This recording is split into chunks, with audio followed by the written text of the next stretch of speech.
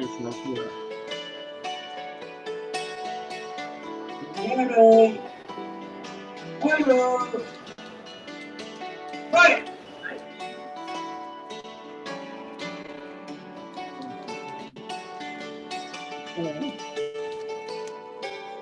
And three.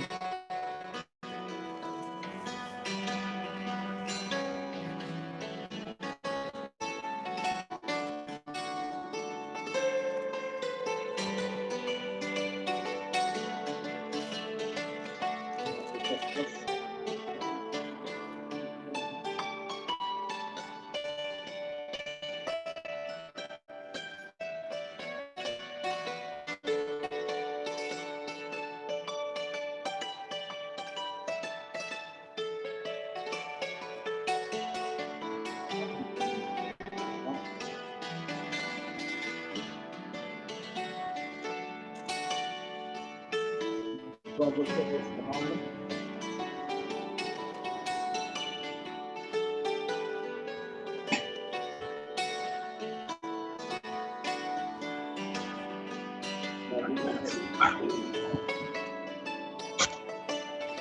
Washed out. No.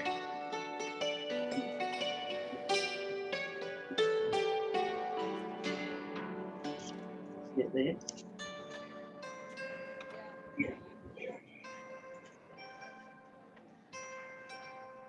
They're off you? Yeah. Yeah.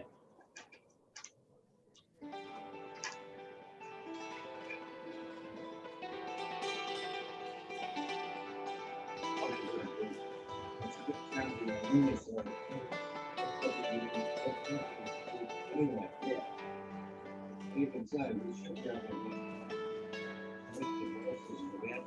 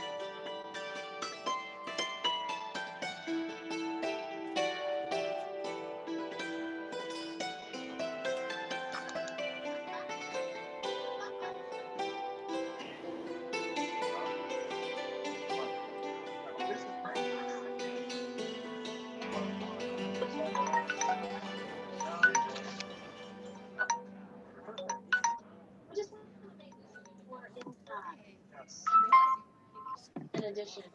2 minutes before 2 o'clock. It's 2 before? Yeah. You have exact idea. Well, because somebody asked me a couple minutes ago, and so I looked at my phone to tell me. Good turnout here.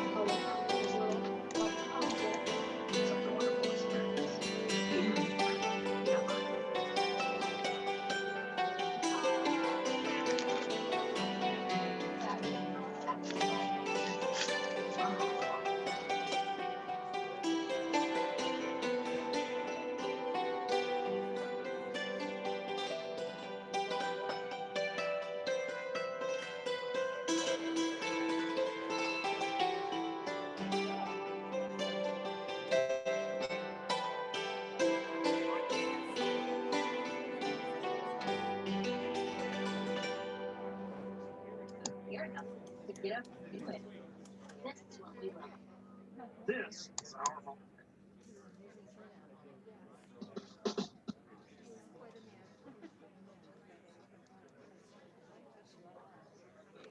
For First Trinity Presbyterian Church, and I'm looking to buy a house. Luke's been living in apartments and renting. Done with that. He wants a quiet place to come home to because when you're a minister, your life is about talking. I love people, but once it's over, I want to be home in charge. Luke is a man of simple pleasures who likes to get his hands dirty with the earth. First thing I'm looking for is a backyard space where I can do a little vegetable.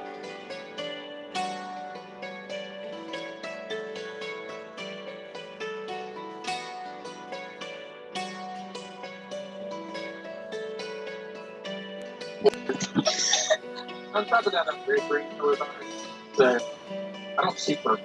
This is super important direction. I'm looking to stay within a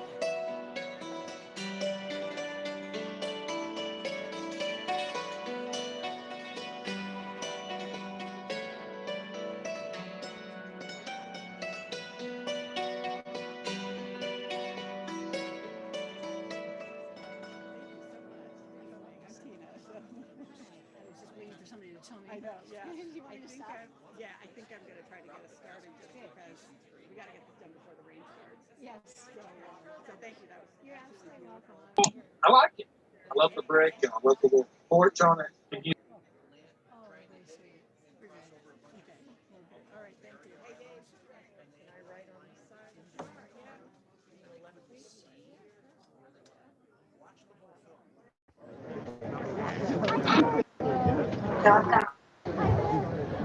So for folks watching online on Zoom, you'll need to remain muted and with your cameras off, please, because otherwise I have to boot you out because I can't have your image come up on the screen and I can't have your voice coming over the event. So keep your mics off and your cameras off and we should be all set.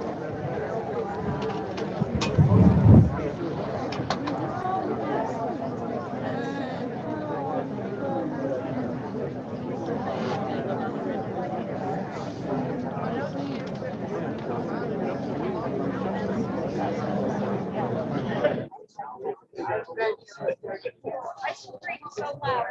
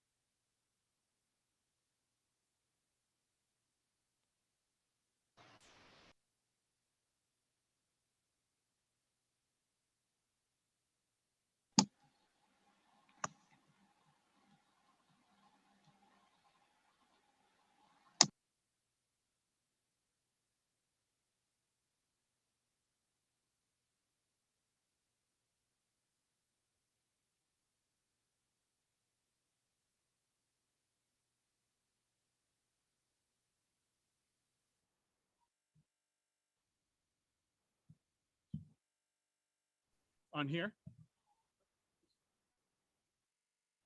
How do you turn this on? This? Oh, okay. Okay.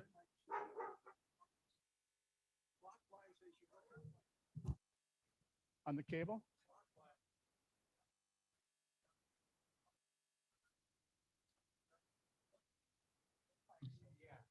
Got it. So the red disc. All right. I think this mic is on.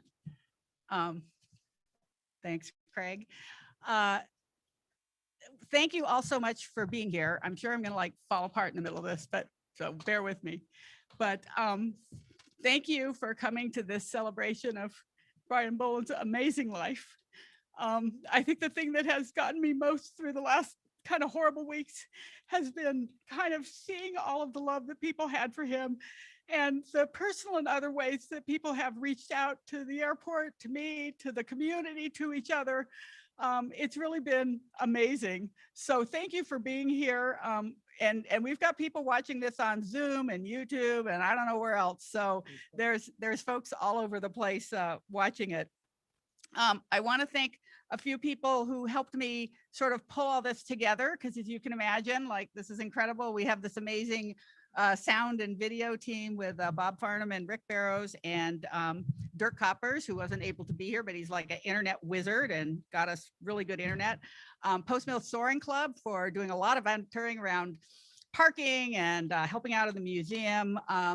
Sherry and Keith Merrick, Jeff Johnson and Denise Drew and Dave Roth, and a whole bunch of other people who I'm not remembering right now. And all these people who emailed me on the day that our email decided to send anything from a Gmail address to spam. So I didn't get their emails for days.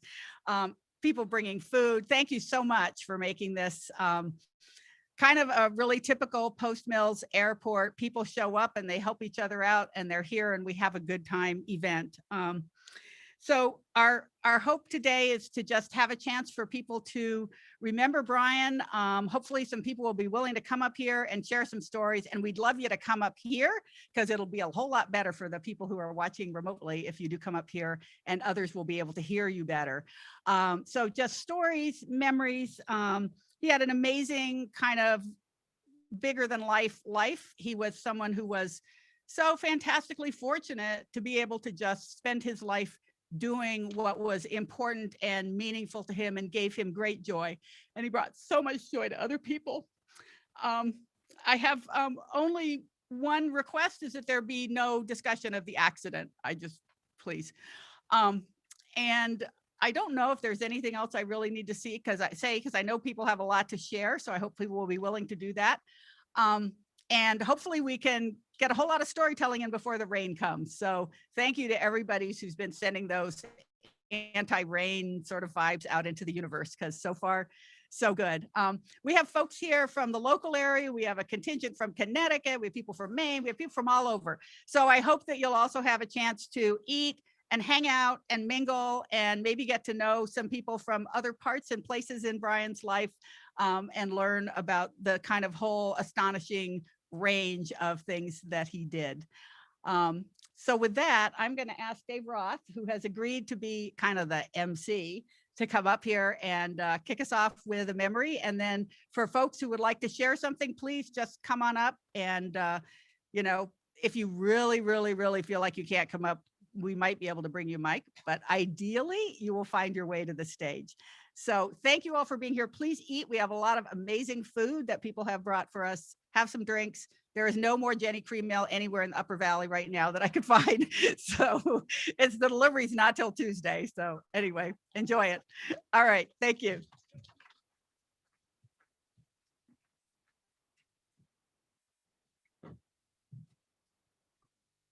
Brian Boland was an irrepressible force of nature. He didn't talk much about all of his accomplishments, but he accomplished a great deal. And he affected each of us here in a different way. But the bottom line is he made all of us very happy. My own introduction to Brian was on a freezing cold day as a blurry vision on an ATV speeding across Lake Fairleigh to offer me a grilled hot dog. A grilled hot dog that we, my family and I, readily bought. It was frozen solid. And at that moment, I knew I love this guy. He will be my friend. My last interaction with Brian was right here on this bus after the 4th of July parade, which was so wonderful. And I remember so many people pointing to Brian as we made our way down the road and either saying out loud, "Hey, Brian," or pointing to their kids and saying, "That's Brian." And so many people would smile and say, "Yeah, that's Brian." For me, Brian was an entry point. He was a portal to a different world. He was a gateway to something so special. For me, it was freedom.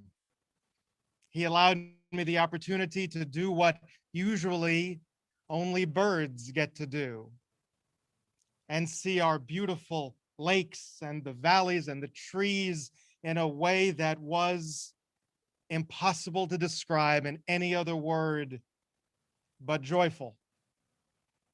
And as I said, he affected each of us in so many profound ways. And that's what today is all about.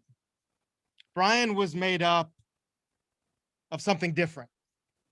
He was made up of different things. He was made up of the same thing that makes up the sky and the clouds and the wind. So now every morning when I get up, I look up as I did before. And if I don't see now the balloon, I still see the clouds. I still see the sun. I still feel the wind. And I realize that that stuff that made up Brian will always be here and will always be part of each of our lives. And now when each of us looks up and sees the clouds and the sky as we do today, that's where Brian belonged, and that's where he is. So as Tina said, we'd like to now have people come up and share a story about Brian's, share some laughs. As we all know, if there's one thing he loved to do was laugh, and you could hear that laugh all the way across the country. Ben, please come up, and then as the Spirit moves you, please come up here and share some words, and thank you.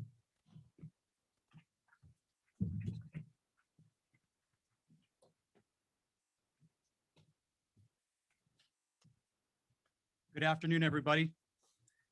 My name is Ben Mclaughlin, and my family has a place over on Lake Fairleigh, and I'm also with the Lake Fairleigh Association.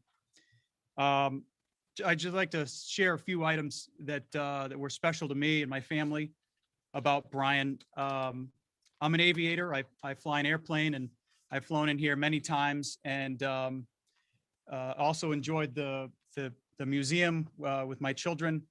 Not a month goes by in the summer where we wouldn't take the little boat.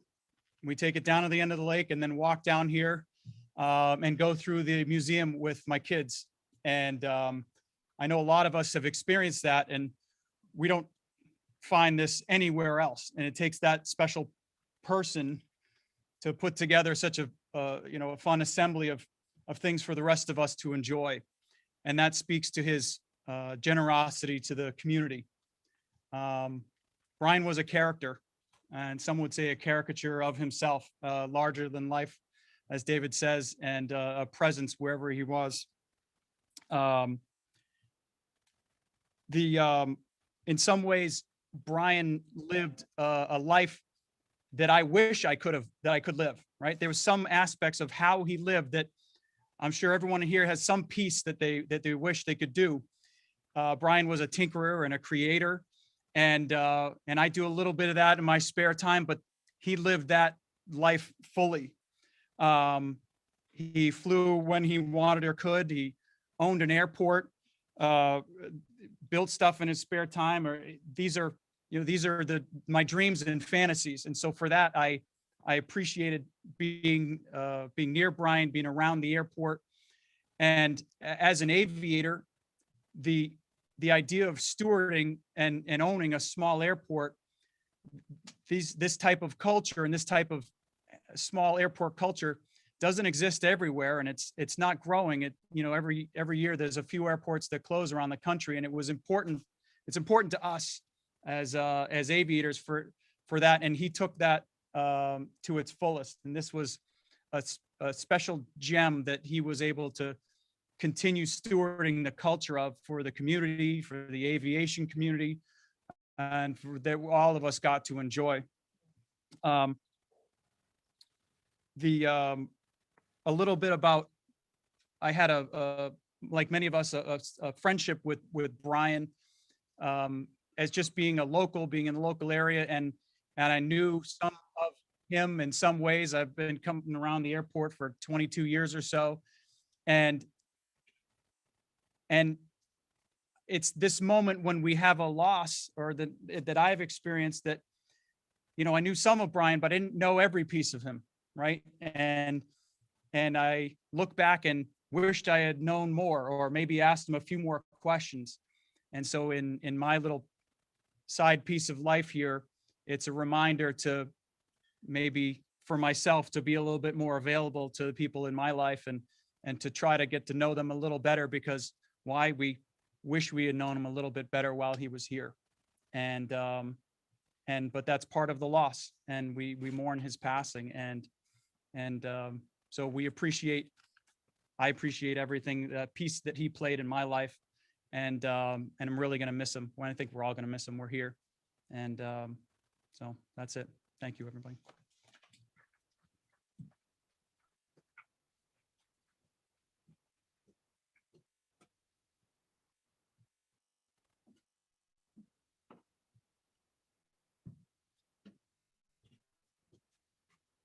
Hi, everyone. I see a lot of familiar faces out here today. For those of you who don't know me, my name is Ruth Lind. It used to be Ruth Ludwig. And I met Brian on a very freezing cold day in January of 1988 in a warehouse in Weymouth, Mass, when we were building the world's largest hot air balloon. Paul was there and some of the rest of you, but we spent 4 days in that warehouse building that great big balloon out of Tyvek. And at the end of the 4 days, he came to Maine to spend the rest of the winter with me.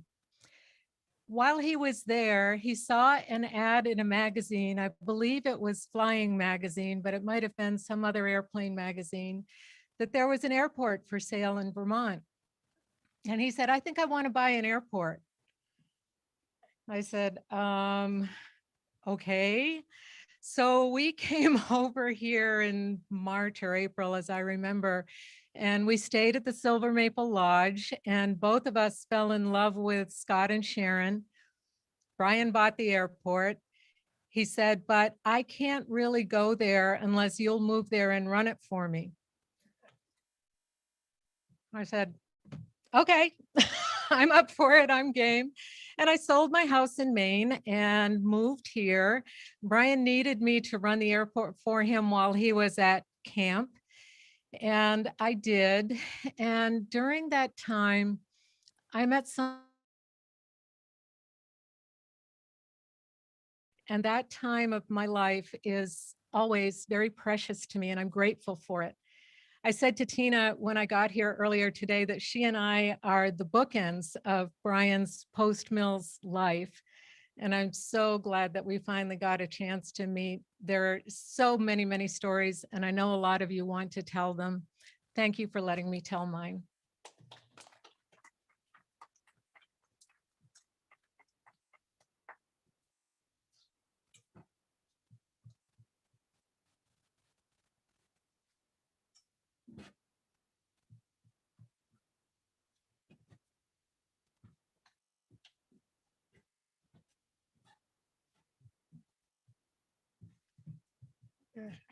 Hello, I'm Jean Chateau, and this is my husband, Paul. And I met Brian before I moved to Vermont. Well, I didn't really meet him, but I lived in Connecticut, and he lived in Burlington, Connecticut. And I used to jog by his house, and he had a tree growing out of his house in Connecticut. And also when I would drive to work, I'd see hot air balloons. And the days that I saw hot air balloons were like, all right, this is going to be a good day. And then I found out who it was. That was the guy in the hot air balloon. But I never spoke to him until I came up here. And I didn't realize it was him until we got talking. And he had started a balloon festival in Bristol, Connecticut.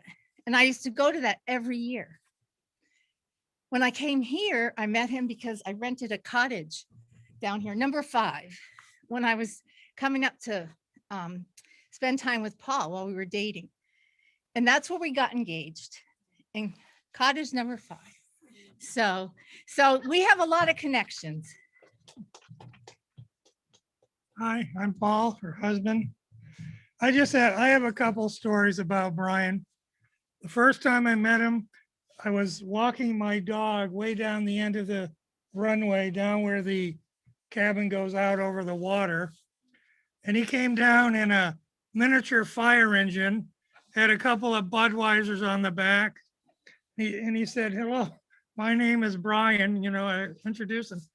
He said, he says, I'm thinking about whether I want to let people walk their dogs here. He said, because every time I get out of this, I step in some dog poop. And he says, I don't want that. And he told me, he says, if your dog does anything like that, he says, you make it go away. I said, okay, Brian, I will make it go away. And I have made it go. But then he changed the year later. So he came down in the same little fire engine, says, I've changed my mind. No more walking your dog here. So I got suspended for a few years, and he revamped. I think he liberalized the policy after a while. The other really, I think, experience with him, which I think is really shows his generosity. I had some friends of mine who came down that had 2 teenage daughters. We went out on the lake for a while, and then we had supper at my house. I said, well, let's take you over and show you the museum of rusty, dusty things. So we looked at all the things around here, and Brian was in there, and he had a fiber optic scope, and he was checking out the plumbing somehow. This friend of mine's daughter said, he says, why aren't you out ballooning? What a beautiful evening. He says, that's right, let's go. So he took us all down here. He showed us the whole process of, getting the fans out, the balloon, getting it ready. And he took a couple of my friends up for a free ride. And, the rest of us were in the chase vehicle, but I just showed, just his spontaneity, generosity in that area. So I always really appreciate that about Brian. And other times I just saw him when I'm walking around here, just run into him every once in a while, have a short conversation. But So, you know, I always appreciated Brian for that. Thank you.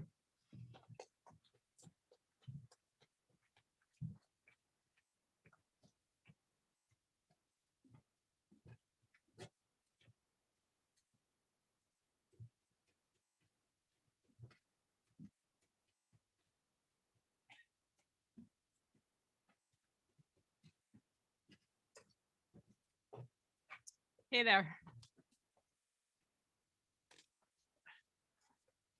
This gathering makes it very, very real that Brian is gone. My name is Catherine Babbitt, and I've been coming to the lake since 1972, a bit more than a decade before Brian arrived. I don't actually remember the lake, BB, before Brian.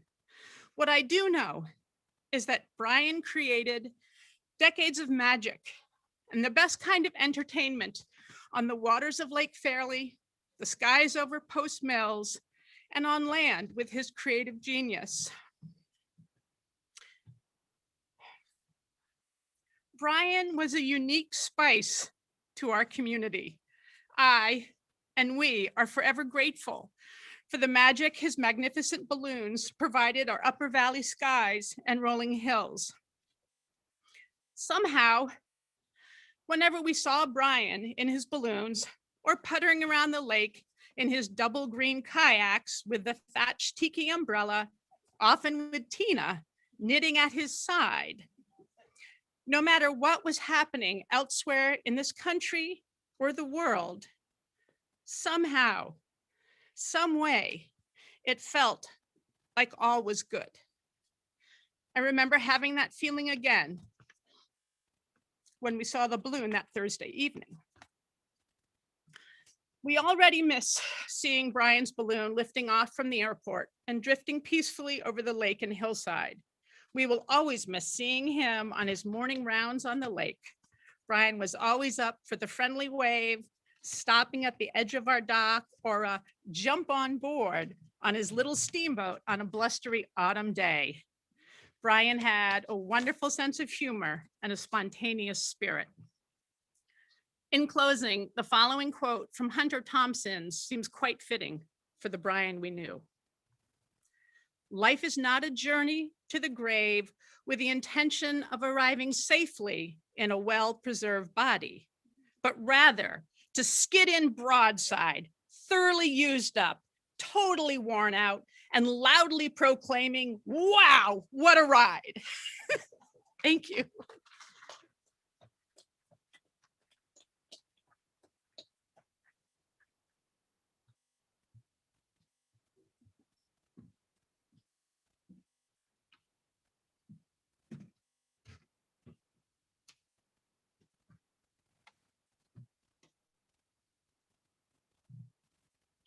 The balloon man was my alarm clock. He flew over my house every morning when it wasn't cloudy or foggy, but the wind was calm. I miss my alarm clock.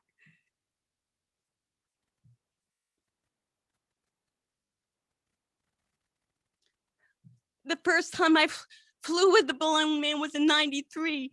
It was a paid gift for me. All my other rides were free because the balloon man was so generous. He would want someone to come up with him when he needed hours or when it was too cold and he didn't have a scheduled person.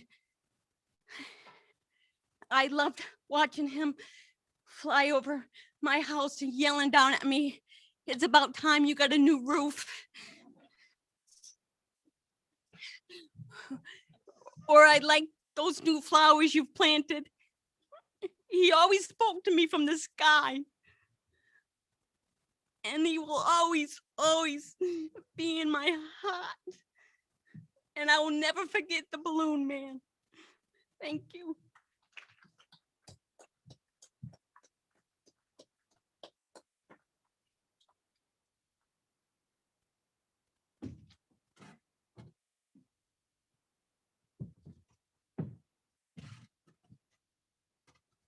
Good afternoon. Good afternoon. My name is Ryan Pirro, and my connection with Brian goes back almost to a time where I can't even remember. My dad, Rex Pirro, had a hand in building the museum directly behind me. And at that time, I was just a little tyke.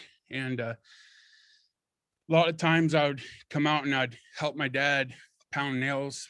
He would start a nail for me and I'd come along behind him and I'd just pound it in the rest of the way. And Brian would always come up onto the structure about midway through the day to check on us, see how we were doing. And he would always bring a soda up for me. And we made a connection when I was very young. I was an adventurous little kid, and Brian always had that adventure in his eyes. Like he never really stayed focused on the task that was before him. He was always looking at what was next, like what he wanted to accomplish next. But when he did set his mind to something, he wouldn't stop until it was done. And as a way of thanking me when I was a little kid for helping build this museum, he would always lift off a balloon before we'd head home, and he would always look at me and he'd say, "You come with me." So I'd hop in the balloon and we'd head up for the skies, and just that bird's eye view of everything, all the little specks that were the houses and cars. It was an extraordinary experience for me, being that adventurous little kid. I never got paid for anything that I did here. It was always those hot air balloon rides. And for that adventurous young kid that I was, just those balloon rides was worth more than any dollar signs. And even after the museum was complete, I would still come out and I'd visit with Brian. I'd help my dad with other little odd projects around the airport, the cottages down on the runway. Dad would help in repairing those, and I'd tag along with him, when I wasn't in school or what have you. Summer vacation, oh man, those were some of the best years. And every now and then he would still take me up in one of his hot air balloons, and we would travel north, south, east, west, all over the place. And he had me convinced when I was probably about 8, 9, 10 years old that he could see the wind, because we would get up in the air and he would ask me, "Where do you want to go today, Rye?" And I would tell him, "Well, wherever the wind takes us." And he goes, "Well, we can change that, And so there was one day he took me up in one of his hot air balloons, and he goes, "Where have we been to so far?" And I said, "Well," I said, "we've gone up north, we've gone off to the east, we've been to the west." And he goes, "Well, how about I take you home?" And of course, Pirro Mountain is just right in Thetford Center. And so I said, "Well, if you think you can." And he was like, "Let's do it." So we started heading off, and sure enough, he landed in the cow pasture. And of course the cows, they didn't know what to make of the balloon, but so I just one more story. So I remember when I was a teenager, I think I was about 13, 14 years old. Brian brought me up in a balloon, and we started heading up towards Fairleigh, like the wind would usually take us. And it was getting late into the evening, and he goes, "I suppose it's probably time to bring this thing down, don't you think?" And I said, "Well," I said, "if you want to." And so he's kind of looking around for a place to land, and all of a sudden off to his east, we're heading in a northeasterly pattern, and he points directly to his east, and all of a sudden I just hear him yell, "Land ho!" And I said, "So is that where you want to bring it down?" He goes, I don't see why not. And I'm just thinking, well, the balloon's going in a northeasterly pattern. How are we going to get it over there? So he licks his finger and sticks it up in the air like this, and he starts bringing the balloon down, and then he brings it back up. Next thing I know, we're backtracking to exactly where we were headed. And he brings it back down to about 700 feet off the ground, just about 2 or 3 times the height of the trees. And here we come easily just into this field. And we touched down, and I'm telling you that man, he was extraordinary when it came to balloons. Our touchdown was just as gentle as our takeoff, you know, and that's another thing that would always get me is, you know, every time we went up in a balloon, it was always about safety, safety, safety. You know, it didn't matter how many times you took a ride in those balloons. Brian was always giving you the same instructions. When we were on our final descent, he would go over what he would want you to do. And so I already missed the balloons up in the sky. You know, even it's unusual to live in this area and not see those balloons hovering in the air, and, you know, seeing that hand waving and hearing that deep booming laugh that we all know so well, you know.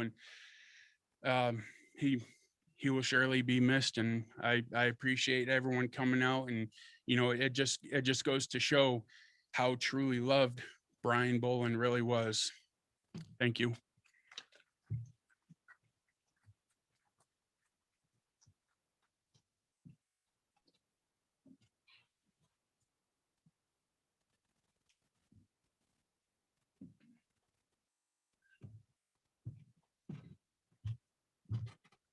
Oh boy, look at this.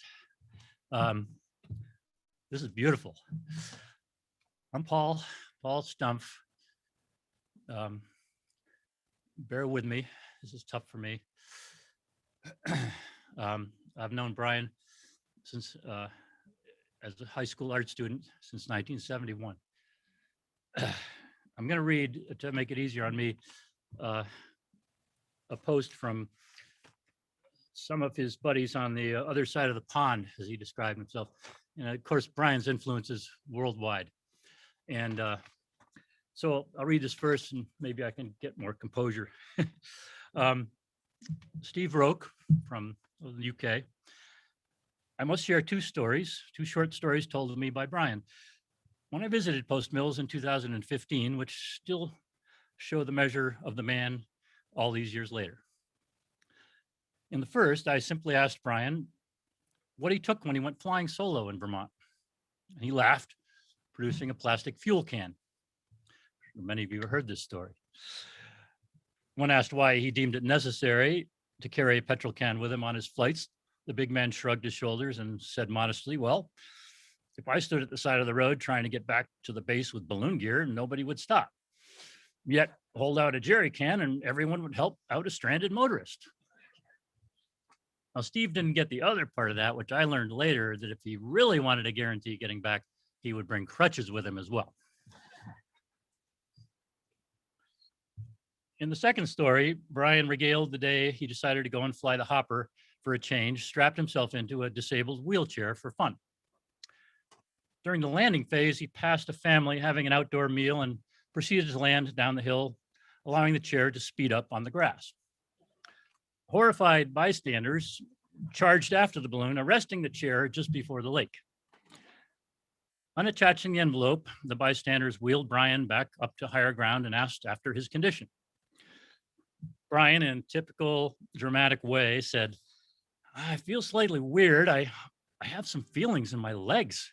And standing up shakily at first, he arose from the chair. In dramatic fashion, he decreed to his audience, it's a miracle I can walk. And then set off after the envelope, leaving his gobsmacked audience behind. Thank you, Steve, for those gems. And thank you for that humor to lighten things up a little bit. As I said, 15-year-old high school student, always a kid who loved making things. And this young, inspirational, creative art teacher arrived at my high school and changed the rest of my life. 46, 7, I can't keep track of the years now. Years later, I am still doing the two things that Brian taught me, ballooning and photography. But more than that, he taught me to keep and bring joy into my life and to spread that joy out to others, because that is the biggest reward. And I think Brian was an expert at spreading joy. He also led by example, and that is huge. And so I have so many years, I've struggled for 2 weeks trying to figure out what to say and what to write.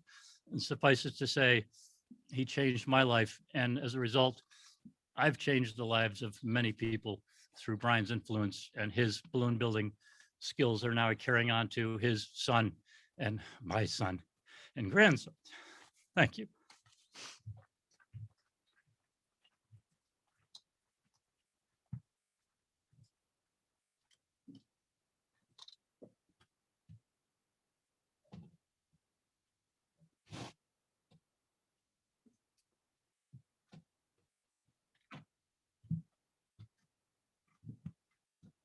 My name is Jeff. I come from Lebanon, and I was doing a balloon chase with Brian, and he was pretty patient because I'm not exactly a local, so I didn't know exactly where to go. And it was great because no matter the communication problems we had, it was always turned out great because of his attitude, his smile. I could be depressed any day, come up here, and we would cure it up. I would not be depressed anymore. We worked on the shed for the trikes. We worked on the dinosaur. It was great. I didn't have a problem working on with anything. In fact, I just like to be here. Thank you.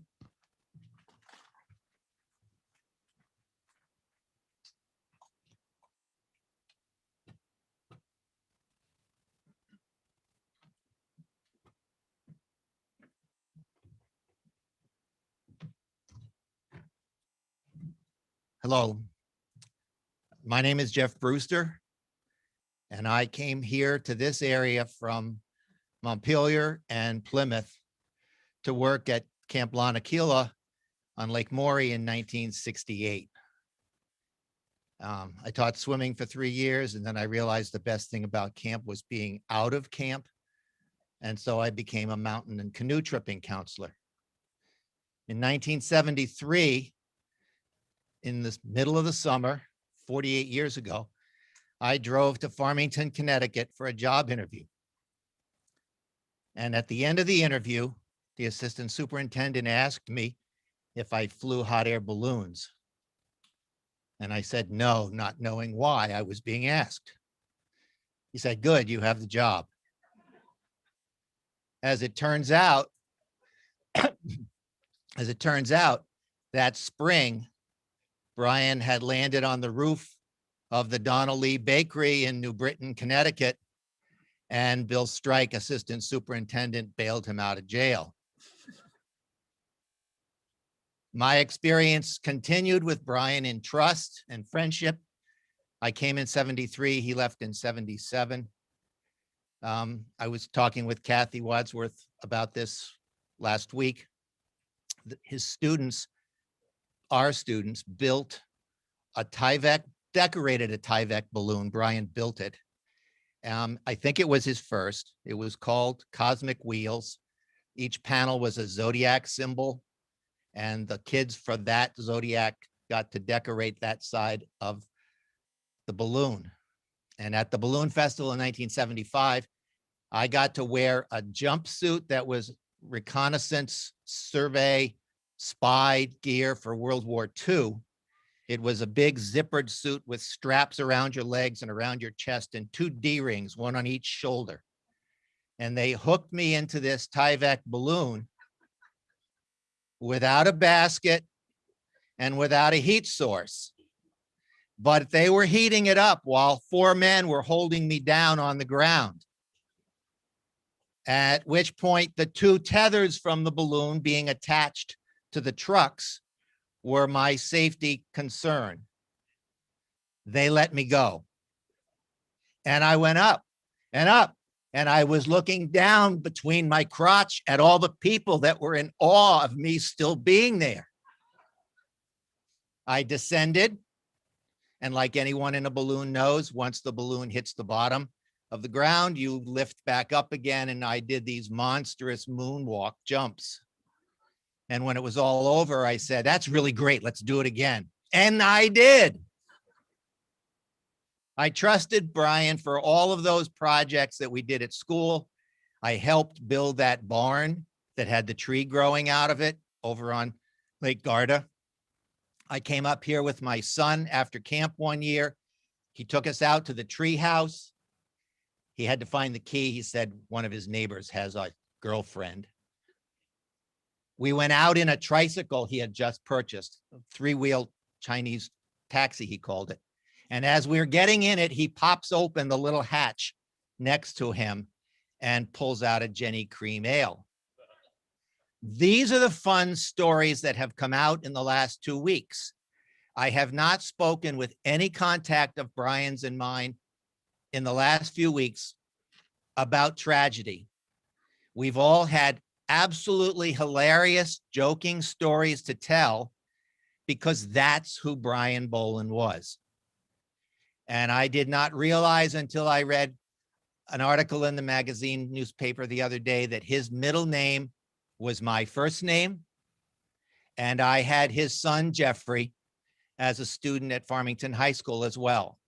So the interconnections for all of us here are so convoluted, are so entangled, they're dinosaur structures in our lives. Thank you.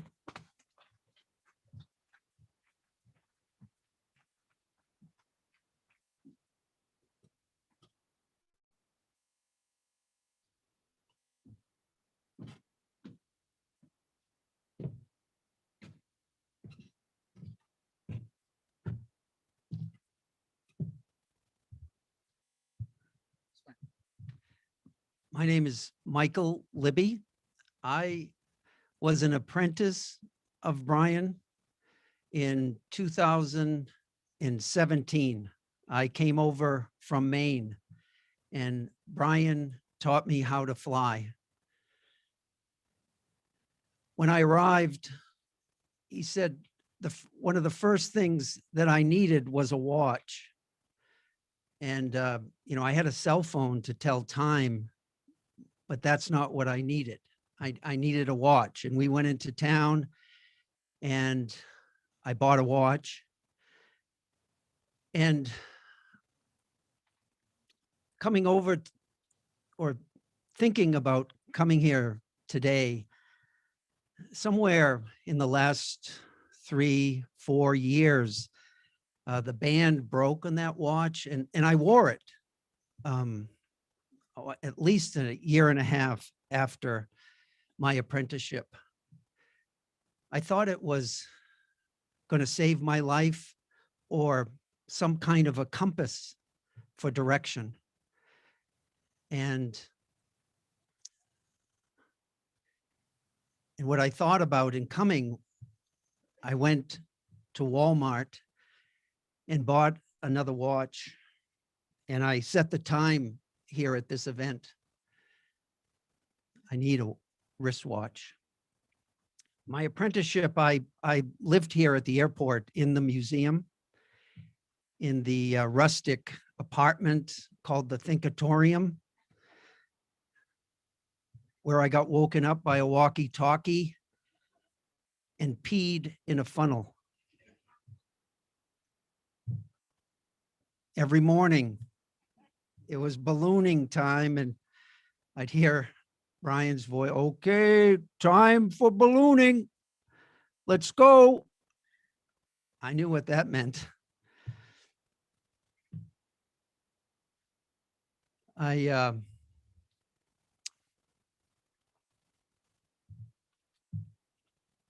got my checklist.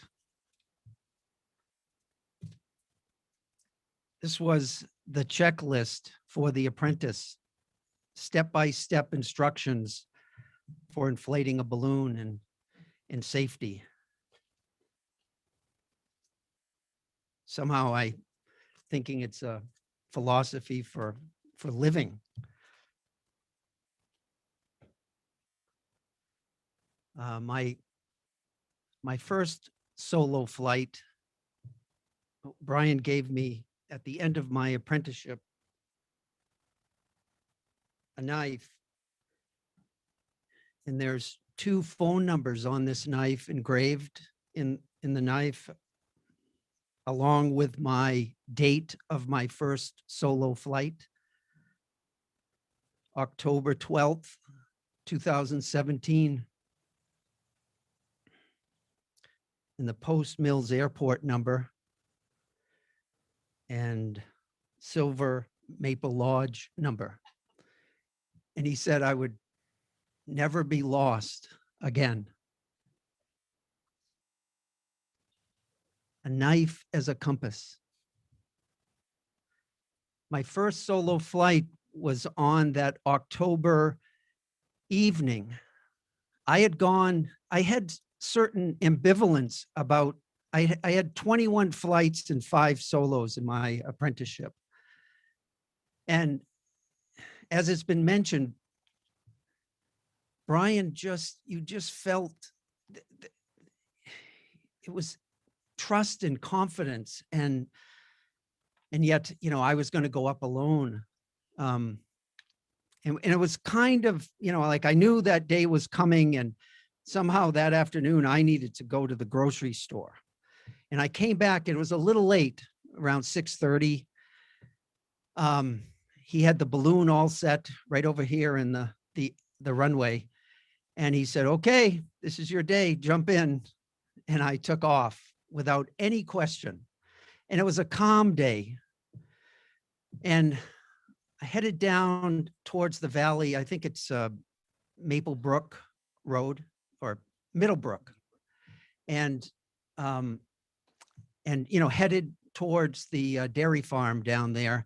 And I just wasn't catching much of a breeze, and I wasn't really crazy about going too high to look for one. And we were just hanging, I said, me alone in a balloon, and just moving so slightly.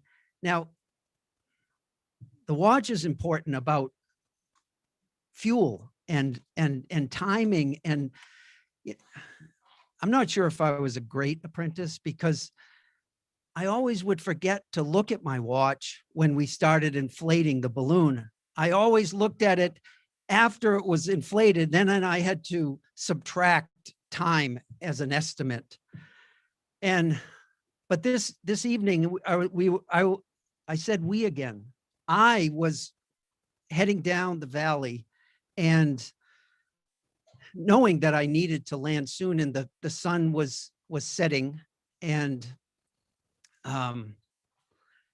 lining up to a nice open area, crossed over some power lines, and I'm coming in really nice, but I didn't want to use the loud fire, because of the cattle.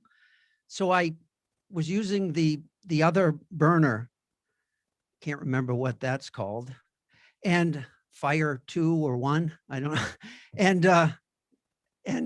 And I was coming in hard, and I hit hard, knowing that, I just didn't want to make so much noise. And when I hit, the envelope came down, and I learned something about that time of day about katabatic wind. And these lessons you really don't forget. And so when I hit hard, I popped back up, and the wind coming down, because the sun had set and the cool air was rolling off the hills down the valley towards the lake. And it pushed me right back in the direction of the power lines. And then I hit again in a gravel road, probably might have popped up again, but I just was holding on to this red line, and I just went right to the bottom of the basket. And the envelope just came right down on me, and I'm keeping it away from the hot burner. And Brian's running after me, and I thought I screwed up wicked bad. And he just was so elated and with praise and amazement. He said, that was amazing. I wish I had a camera on it so that I could show my students in the future. And I'm like, what was so, he goes, we have this saying in ballooning, when in doubt, pull it out. I heard him one time refer to me as an intuitive pilot. Maybe because I don't know too much. But I can tell you, I can't pass a field on the road when I'm driving without thinking, wow, that would be a good place to land.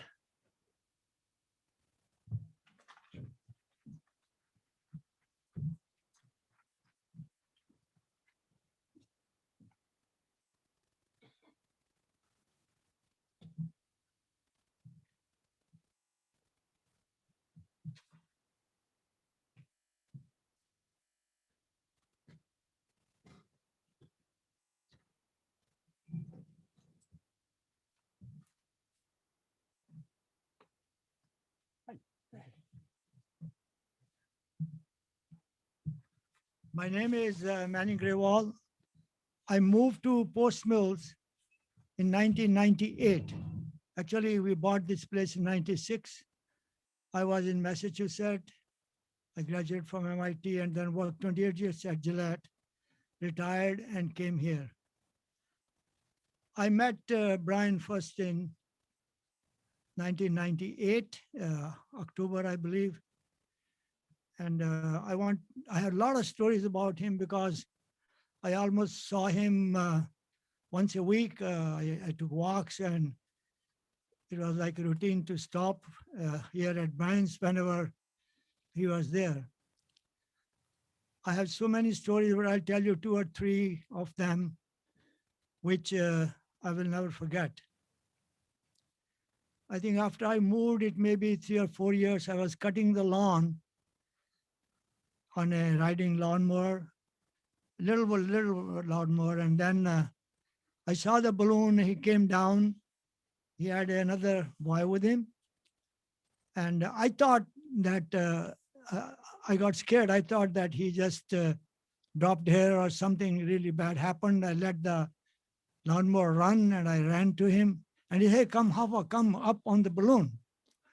So I said, "No, the lawnmower is running," and he said, "No, this guy will go shut up the lawnmower." I said, "I will tell my wife that I'm going." So he said, "Don't worry about that. He will tell her." Anyway, I hopped in the balloon and we went across the lake and ended up on the other side, and we came down at the Wilson's daughter's house, and it must have been, I've been gone for over an hour. And that boy who came down, who was with him, he did turn the lawnmower off, but he rang the bell, and my wife probably was taking a shower or something. She never paid any attention. And then she was worried that what happened to me, because I wasn't there, just the lawnmower. So that was, so amazing of him. Other time he came down, he must have come down at our place. We live at 1099, 244, at least a dozen times or more. In fact, before this all happened last month also, he came down and showed me the balloon with all the signatures of people, and the day wasn't too good, and then he folded it. I helped him to do that. So second time he came, and my wife was there. He said, "You want to take a ride?" She said, "No, I'm scared of the balloon." So she said, my sister is here. Maybe she wants to go in. So our sister, who was visiting from Braintree, she came and she took a ride with him. So he was amazing. He was like that. I think he must have stopped so many times at our place. At one time, I asked Brian that, my wife's sister was here, and their kids got married, her son And I said, they want to go in the balloon. They just married. He said, oh, yeah, I will take them up. And so we came here and they took a ride. And Gita's cousin sister came from, they live in, I think in the Midwest. I don't even remember, try to remember the name of the town. Anyway, and we wanted to have a ride from our place. So I told Brian, is it possible that you bring the balloon there and fill it up there and take a ride? He said, oh, yeah, we'll do that. So he brought the balloon to our place and then, they took a ride. So all these stories, what I'm trying to tell is he was so accommodating. He was so gracious. He has a big heart. He wanted to help everybody. So many times I had few jobs, little job, welding, this, that, and he'll always do it and never charge anything. And he was always out to help people. The last thing I want to say is that in our religion, what I want to tell you is that there's no life and death. It's a continuum process. You take a birth and then you pass all the genes to your kids and then keep going. And then the body is made of 5 elements. Everybody knows, that air, fire, water, earth, and sky. And they go back when you're dead. The soul is immortal. The soul never dies. Either it takes another form or it merges back to the God. I personally believe that his soul will be here forever. I don't think he's going to leave us. I don't think he'll go anywhere. But in post-mill, he was so attached to the people here, to the earth here, to the airport, to ballooning and everything else, that he'll be with us always. And so you don't have to worry about that Brian is gone. Brian will be with us. His soul will be with us. He'll be showing us the path all the time as far as we live here. And I love Brian, and we are going to miss him, but we'll feel his presence in the air and in the surrounding around. Thank you very much. That was Brian.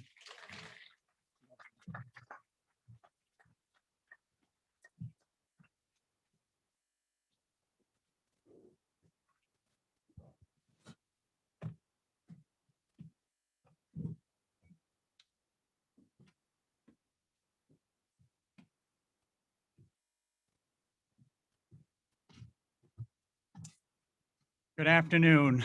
My name is Frank Keane. I live in Chelsea with my girlfriend, Terry Carty. We have both been up in his balloon. I believe it was the early 90s when I went up, and I came over here. We got the balloon ready and we went up and we got out over Lake Fairley, and my gosh, what a beautiful sight. We're floating along and I could see looking down at the lake. It was beautiful. And then all of a sudden we were in the fog, and Brian said, well, this is no fun. So he said, we'll go up. So we went up and up and up, and we were still in the fog. And he said, well, this is no fun. So we'll go down. So we start back down, and we're in the fog and we're going down, and I happened to look out of the basket and I could see trees. And I said, Brian, I can see trees down there. And he said, well, that's not good. So up we go again. And this happened several times.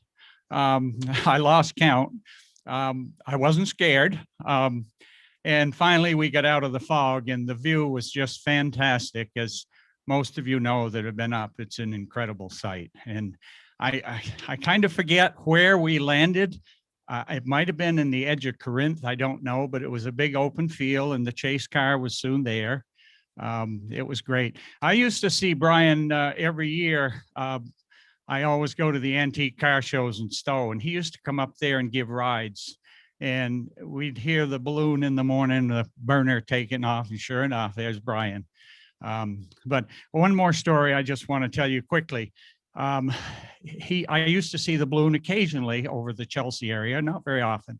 But this one particular night, I looked up and here's the balloon and I thought, oh, wow, I'm going to go up. So it was headed for the north end of the village. So I drove up and sure enough, it finally came around, but it almost appeared to be in distress. It wasn't really going anywhere. It was just kind of hanging there and it was getting dark, quite late in the evening. And all of a sudden it got over the Bremen property and kind of got down into the trees a little bit and was swishing the branches and close enough. So I hollered to Brian. I said, Brian, are you in trouble? He said, I'm not sure. And I said, well, listen, I'm going to see if I can't get some help together and we'll light up the ball field down here. It's just down below you a little ways. And that's exactly what we did. I got a bunch of guys together really, really quickly and we circled the ball field with headlights. And by the time he got down, it was dark. And he just floated down just as nice as could be and thanked us all, started folding the balloon up. No big deal. That was Brian.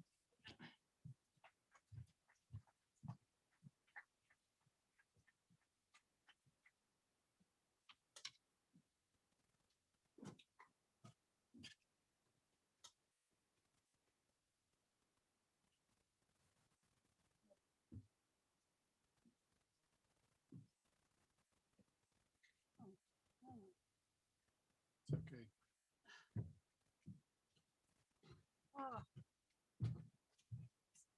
Pull it down if you want. Hi, my name is Linda Day Martin. And it's a lot scarier to me to be up here than it was to be up with Brian in the air. But I couldn't resist. I just wanted to share that after seeing The Wizard of Oz as a kid, I never dreamed that I would see an actual hot air balloon. I thought that was total fantasy. And it wasn't until I saw Brian that I got to meet the wizard.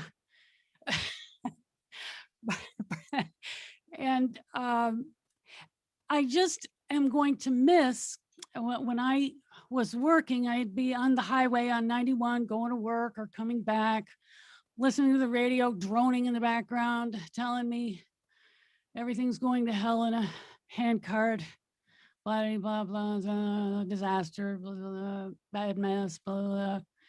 And I would see then the balloon in the air. And even if I was driving alone, I couldn't help saying, oh my God, look, you gotta look, look, it's beautiful. and absolutely changed my perspective that life was still beautiful and wonderful and wondrous. Also the perspective, of course you love being up in a balloon because no matter what is going on in your personal life, if you go up in the balloon, you see that your very serious wood pile is just a bunch of little sticks. And you know, your hassle that you had in the morning, it's just, it puts it in perspective. And I want to keep that the real perspective is up in the sky and lets things be their proper size. I also hope you won't think I'm being disrespectful, but you know, Brian could be a little naughty. He told us in the balloon once a story. I think he was sailing somewhere overseas, like maybe Switzerland, someplace where they have castles or something. So he was sailing and he went up next to this castle and there were all these ladies there on the roof, you know, clothed in the sun. Imagine their surprise when they saw Brian just ease on up past the turret and say, hello, ladies.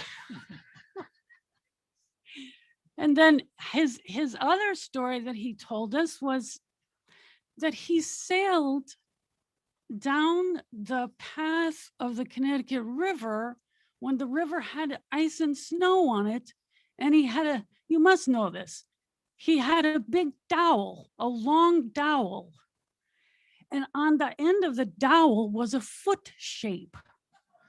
And he went along the bed of the river, and every time he touched, he hove that dowel down. Yeah. To make it look like footsteps on the river. So he was so delighted that someone would come out and, well, what the heck is that? You know? So that was his sense of humor. Oh, also, I just got to mention, I live on Phelps Road. It's somewhere around here. I have no sense of direction, but our yard is too small to land a balloon in. It is too small. I'm telling you, it's a fact. And Brian has landed there. And I remember coming, hearing the sound and running out of the house in my bare feet and robe. And there's Brian hovering there. And I said, Brian, it's too small. You can't land here. Well, I'm going to land here. I need your help. I'm going to ease it right down by the bird bath. Well, oh my God. But he did. He just had a way of doing that. And I once saw him take off from somewhere on the Pompanesett. Again, my sense of direction isn't going to help the story, but it was a real narrow place because the trees were close. And he must have touched down. And then he said, well, I need to go back up again. And we were all, but you can't. Well, I'm going to. And I need you to hold on. I'm going to put the fire and we are going to go. And I'm going to go up like a cork. And that way the trees won't bother. And he did it. He did it. Just like that. Just boop. Not possible, but he did it. I guess that's all my stories. I just want to thank everybody who came. You're like beaming back all about Brian and helping me keep my perspective in the sky.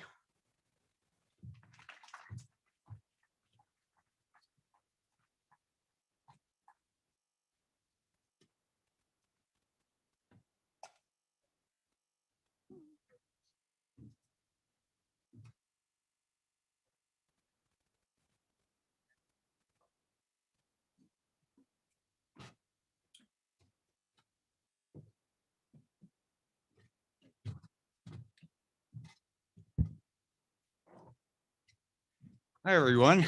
My name is Bill Collier. This is my wife, Pat Anderson. Hi, everybody. I don't have a hand behind her saying that. I met, here it goes. There's no domestic stuff here, please. I met Brian. Brian was our friend and certainly my mentor. And I'll explain mentor later, what that really means when you're with Brian. I met Brian out in Indianola, Iowa back in '74. I remember the date. It was August 9th. And I needed a ride back to Connecticut. And I saw this VW van saying Boland balloons on it. And I sat there for 3 hours waiting for him to come back. So I told, when he did come back, I told him like, I think this ballooning is really cool. And I'd like to learn more about it. And all he could say was like, can you drive?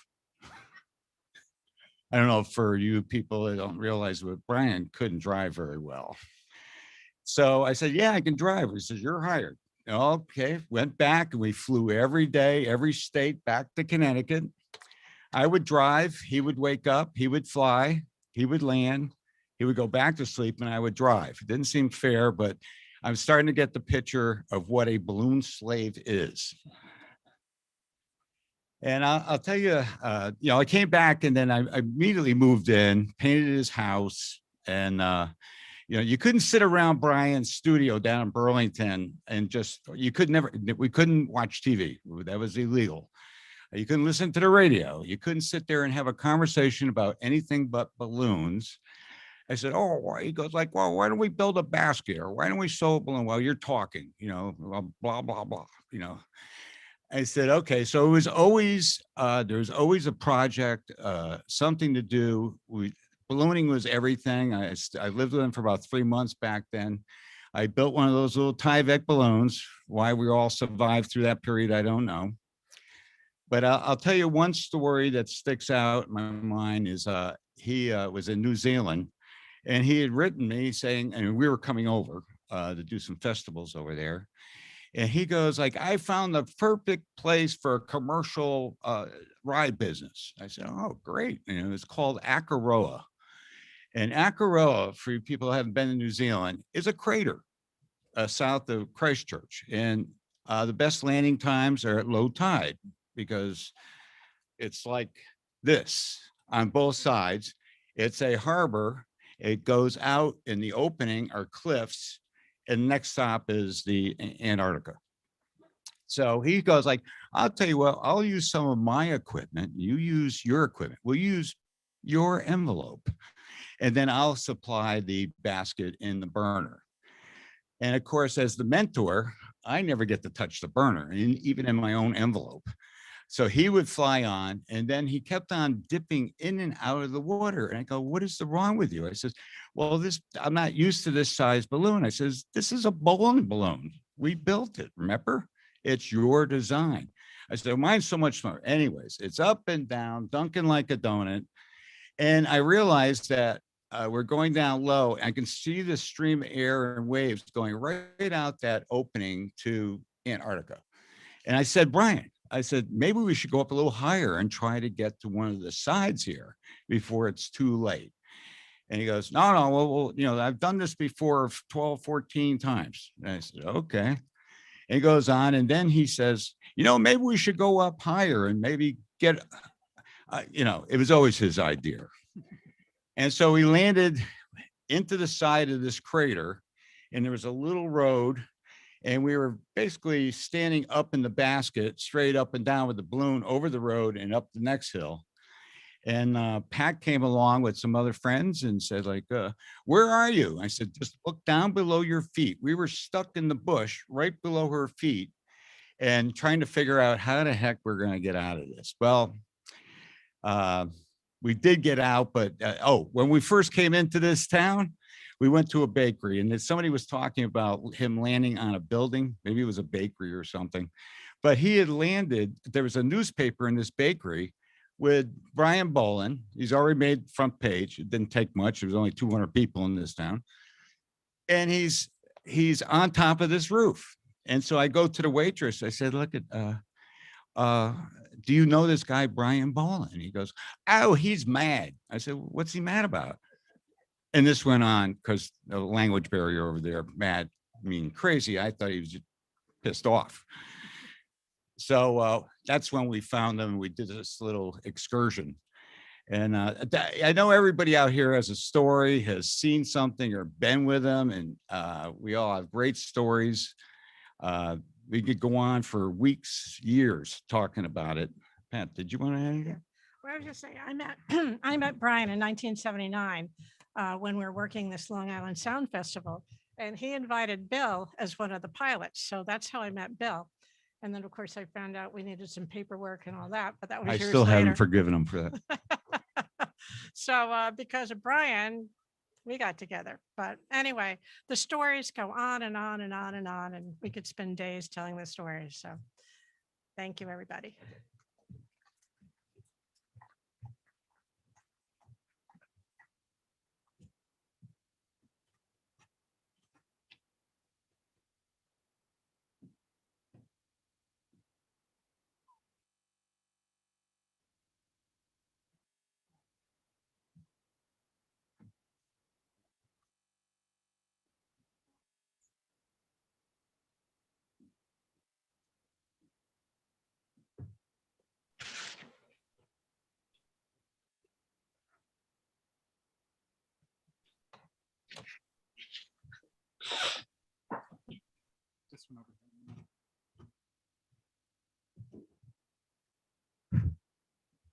Well, good afternoon, everybody. I'm was probably Brian's closest friend. We spent a lot of time together, either flying or sitting on the front porch drinking Jenny Reds or Greens, whatever they had. I have all kinds of stories about Brian, but I'm going to pare it down to just one.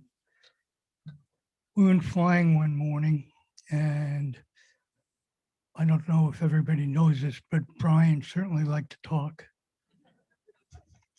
So we're flying along, and you balloonists will know what I'm talking about. All of a sudden, the balloon starts to spin. It's reaching terminal velocity. Can't fall out of the sky any faster. So I looked over the side and see the ground coming up.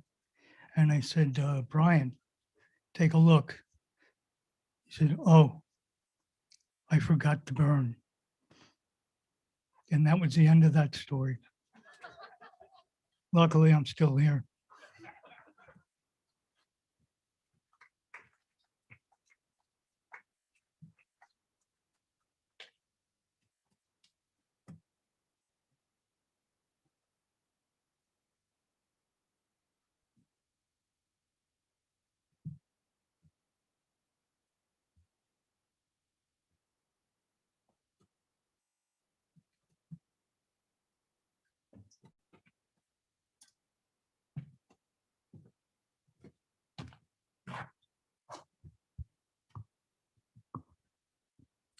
Hi, I'm Nathan Longo, and I used to be based at this airport. I learned to fly here when the Babs and Dave not owned it. But when it came time for me to get married, I thought, and my wife also thought, it would be great to do it in a balloon.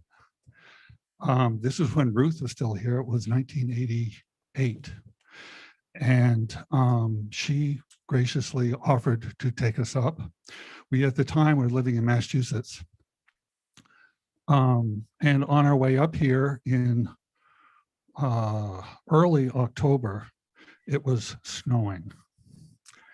And we got up here and discussed with Ruth that it probably wasn't a good idea for me and my 6-month pregnant wife to go flying in a balloon.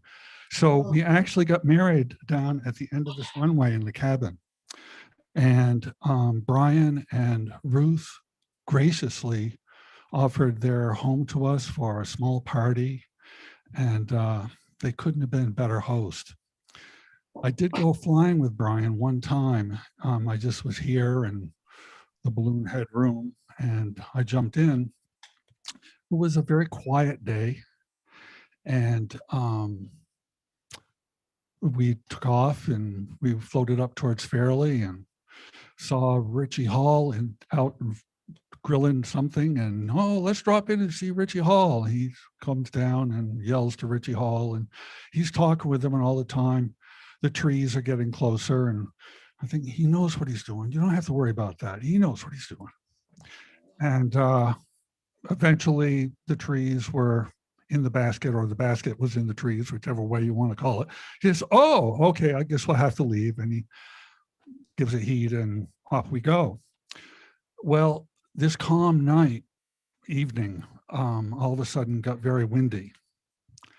And he's saying, well, I think we ought to probably put this thing down. He says, this isn't the kind of landing I want somebody to have their maiden flight in. He says, your job is to stay in the bottom of the basket. That's all you have to do. There were 2 of us in it. I don't remember who was a young woman. I don't remember, well, young then, so was I. But he said, all you have to do is stay in the bottom of the basket. And we landed in a field where the corn had been harvested from, and I stayed in the bottom of the basket. We both did. And he hung on to I don't know what you call it, a dump valve or whatever it is, whatever lets the air out of the balloon. And got dragged through the corn stalks, and eventually it stopped, and it was a great experience. I know that if I had stayed in this area, I would have known Brian a lot better. His ideas around inventive, this is a great bus, by the way, inventive things was very similar to mine. And I wish I'd known him longer.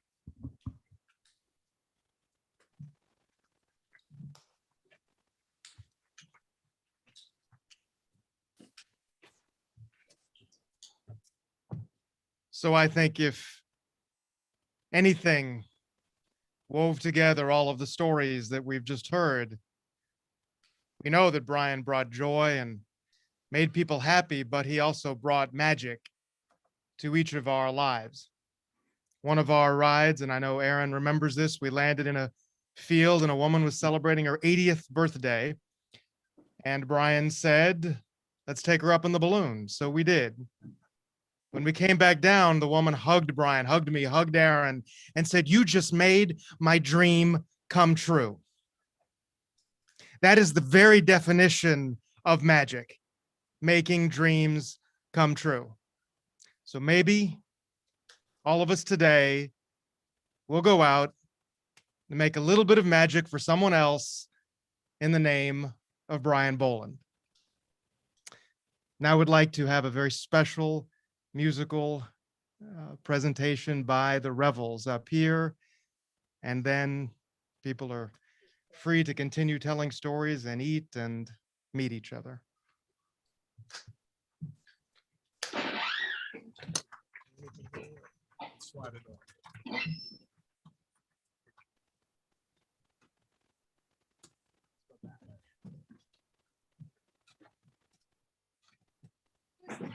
Let's move forward, then we can, because there's so many, we can just hit the rails. Do you know what I mean? If you slide this way, maybe we can maybe in a little bit. Yeah, because we're gonna go around the edges.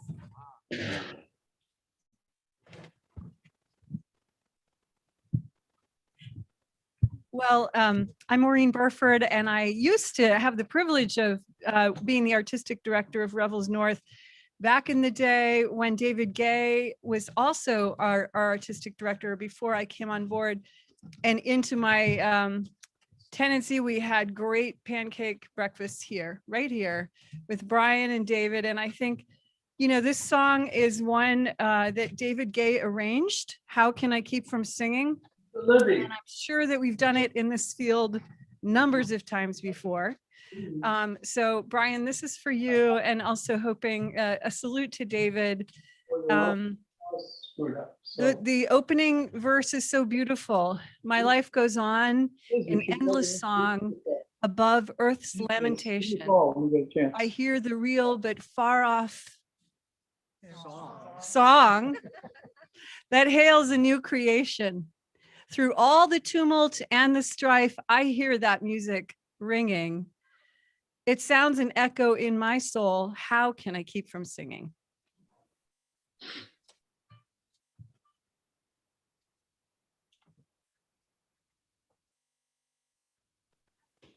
My life goes on in endless song above earth's lamentation. I hear the reed far off song that hails a new creation. Through all the tumult and the strife, I hear that music ringing.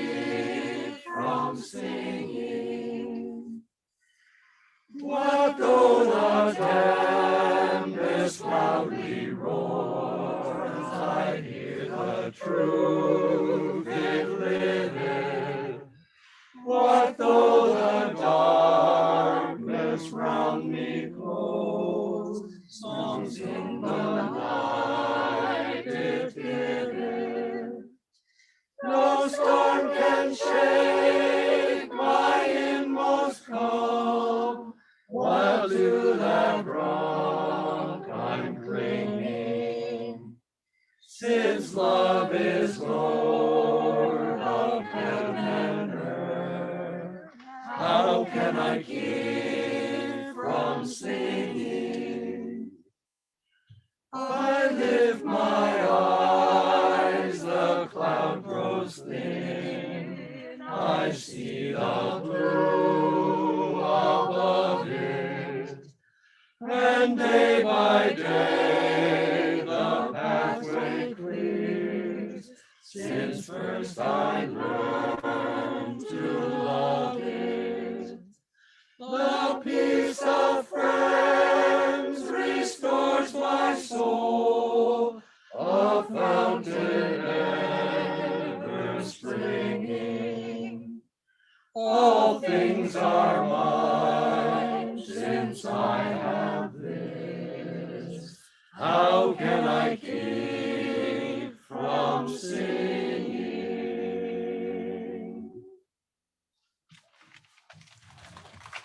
Thank you. Thank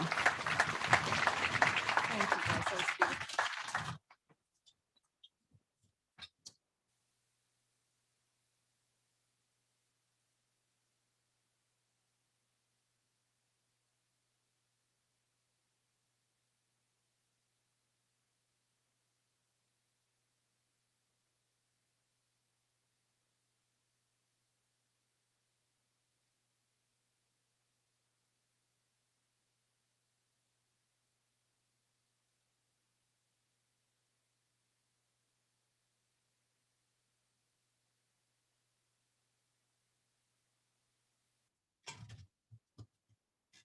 So many thanks to the Rebels for the musical interlude. That was absolutely beautiful. And I want to remind people there's still food in the tent. There's amazing videos that Scott Salter brought up for folks to look at, and pictures and everything else. But we certainly, I know at least a couple more people who have stories to tell. So we're just going to keep going. Whoever made the sun come out for a few minutes, that was astonishing.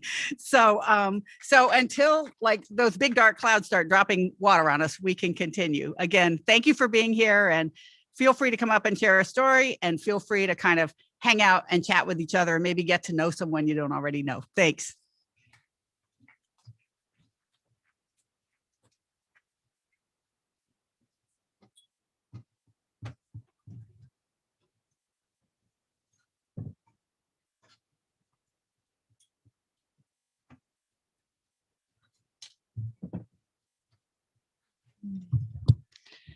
All right, hello.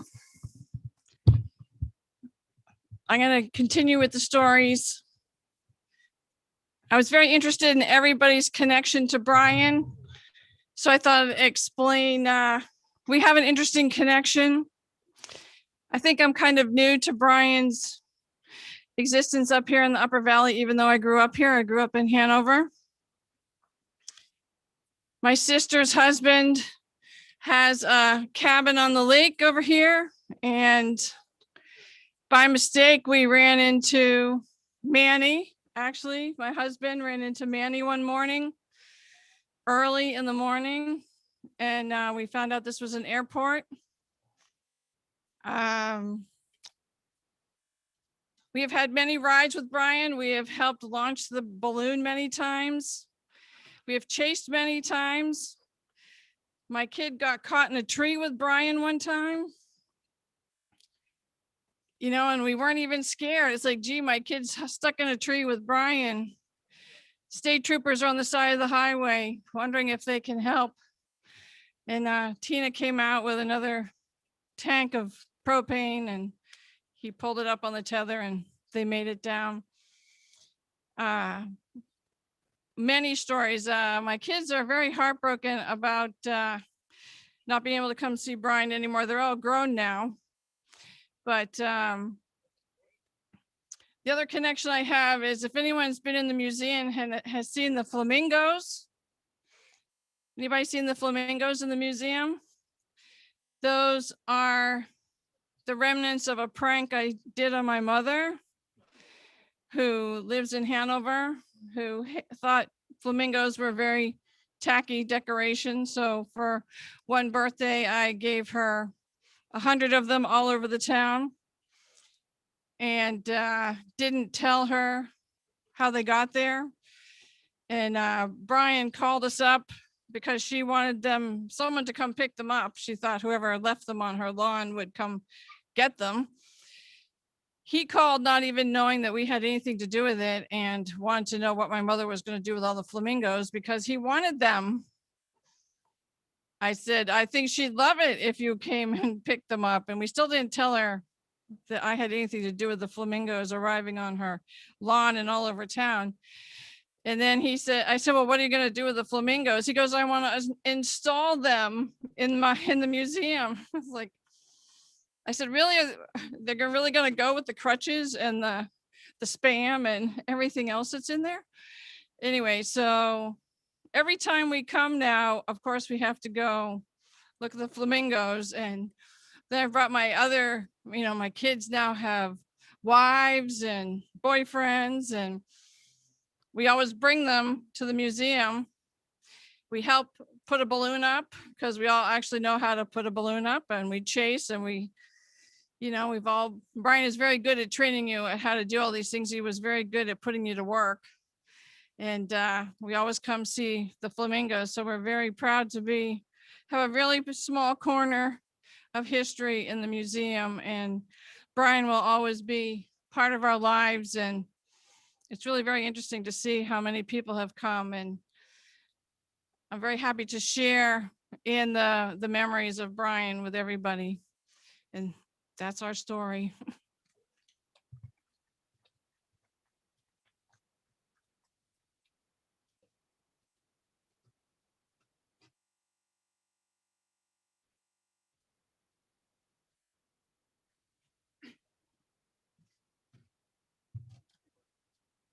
Hello, everyone. My name's Chris.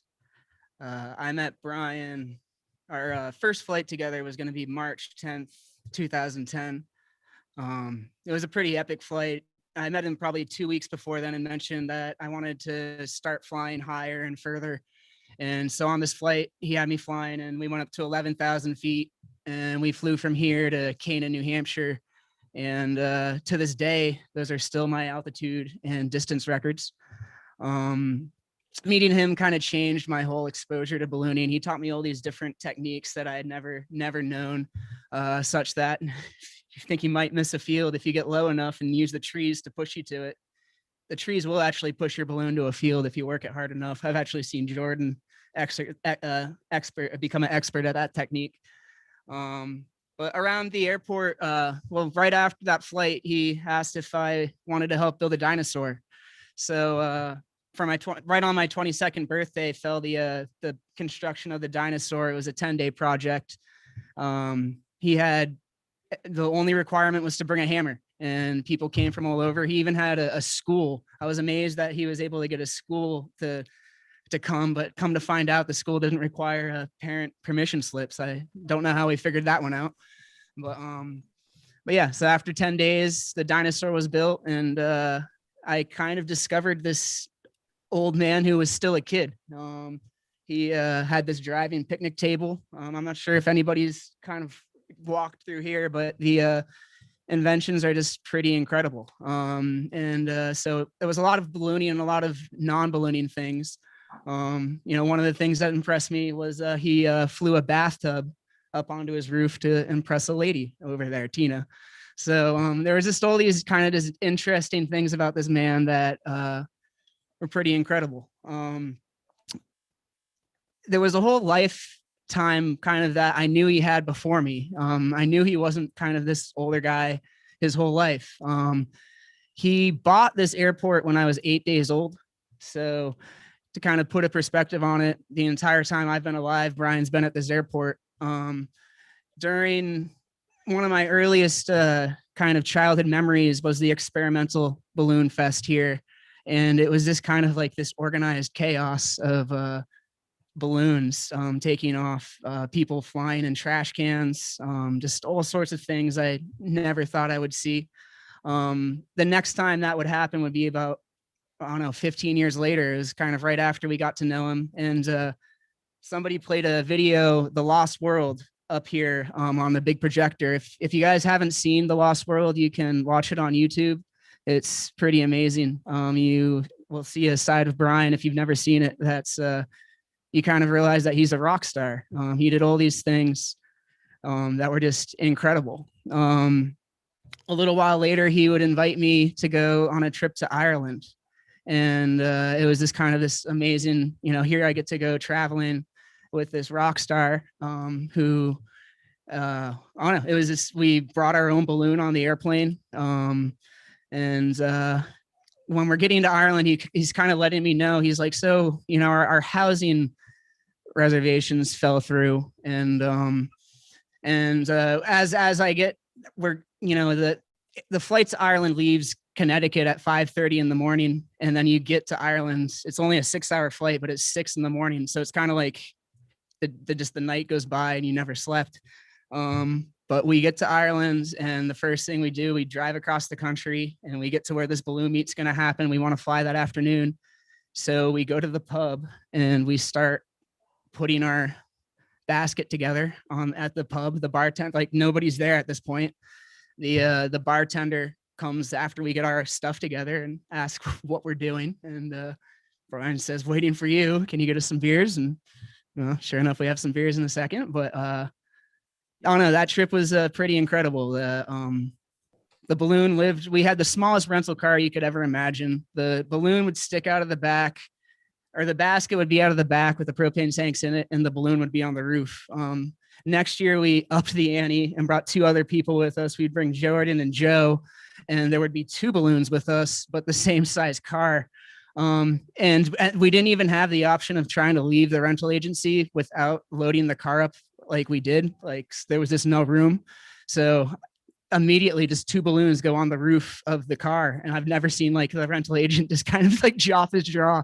We never had insurance or anything, but we got away with a lot there. One of my most memorable flights would be in Ireland. It was in Northern Ireland. It was our first night. Everybody really, really wanted to fly, but the weather was just awful. But there were 2 pilots there that were gung ho to fly, Brian and Bill.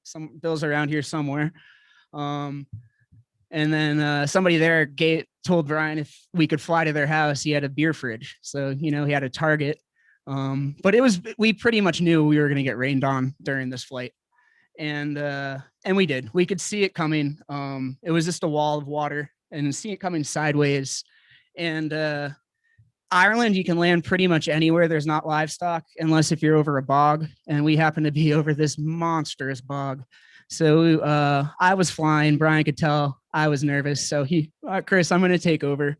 And when you're flying in the rain, the balloon acts like a big umbrella up until the point it turns into a funnel. And I kind of knew this happened, but it literally gets to the point that somebody has like a fire hose. It's going to come down one of the load tapes a lot more than the other, but there'll literally be like a garden hose just kind of pouring into the basket. And of course I was on that corner, and Brian's in the other corner flying. And the other thing that would happen was water would actually pool up on the parachute of the balloon, and it would drop like a bucket load. When it would come to the side and come down, it would be like a bucket load coming down. And luckily none of those hit the burner. But we got down, and our Irish friends were there to greet us. And it was just incredible. We ended up staying at one of their houses for the weekend, flying with their kids, and it was pretty amazing. But Brian's taught me a lot kind of throughout my life, and there's stories that could go on forever, but kind of the 3 main things that Brian's taught me, I'll kind of end it on this, is if you want something, make sure to ask it. I don't think anyone was better at asking for things than Brian, and he got an amazing amount. The amount of experiences that he got because of that is just eye-opening. So I try to do that. The other thing with Brian is, in any given moment, he was just incredibly present, whether that was being out on the lake in the kayaks or the catamarans. At any given moment, you were with Brian, and kind of the rest of the world, kind of any other issues were just kind of away. That had all of your focus. So just try to be present in any given moment. And the third thing is you're just never too old to be a kid. And I think Brian lived that better than anybody. And I mean, we're surrounded by dinosaurs, standing on a bus that was going to be a diner. So I don't know, those are the three things that I'll always remember about Brian. And yeah, I'll definitely miss him. So thank you very much, everybody.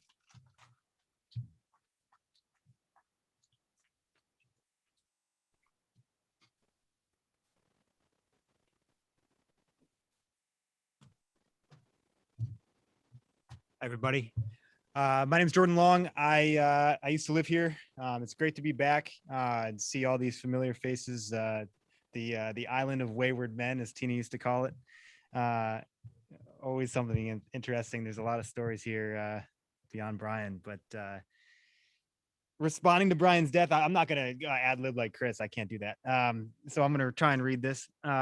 But responding to Brian's death has been interesting because I know that he would not allow the normal emotions associated with loss to impede him in his life. He was someone that experienced tremendous setbacks in his life, tragedies, and he always responded with action. For the past few weeks, without Brian, the world has felt a little less colorful, a bit more predictable. And while the energy has been off, I've worked to motivate myself, as I know Brian would have if faced with a similar situation. Brian always had the courage and drive and perhaps the insanity to do exactly what he wanted with his life. The thought of joining society in a mundane profession was impossible for him. The same can't be said for others who might have had dreams beyond the normal, but were too scared to see them to fruition. Everyone has the capability to do what Brian did, to build and create and solve problems, to go on extraordinary adventures. If possible, if I can do anything today, I'd like to remind you to get started. I got started in 2015 when I moved into the airport here, the Thinkatorium. It was a strange time in my life. It was a self-exploration kind of liminal space between youth and adulthood, operating in Brian's orbit during that time. It was impressionable. My trajectory changed dramatically, and it opened up a lot of possibilities. It offered me new perspectives on the world that really you can't get anywhere else other than Post Mills with these yahoos. Brian provided me with an education for, it was beyond anything that formal school could have offered. As his apprentice, I was taught a range of good and healthy things, as he liked to say. There was ballooning, of course. There was how to find the best breakfast sandwich deal on the menu. There was how to brake quickly if a free tag sale popped up around the corner. I learned how to inflate a hot air balloon on the water, how to fly a car, how to drive stick shift with my left hand. I learned when to throw a drop line, when to catch one, and when to let go of one really quick. I learned how to blow up an Astrovan, how not to blow up a steamboat, how to sink a jet ski, and how not to sink an electric boat battery. I learned how to make a Jenny Cream Ale appear out of thin air and then disappear. I learned that the truth of a story depends on how you tell it, and the best stories are the ones that are shared with everyone. I think that's already going on around here, and it's really cool. Being a part of Brian's adventures was really special. So many of you experienced Brian at different times in his life, and you know that feeling of seeing something impossible happen. Questioning why something is done only to see the brilliance of it in its time.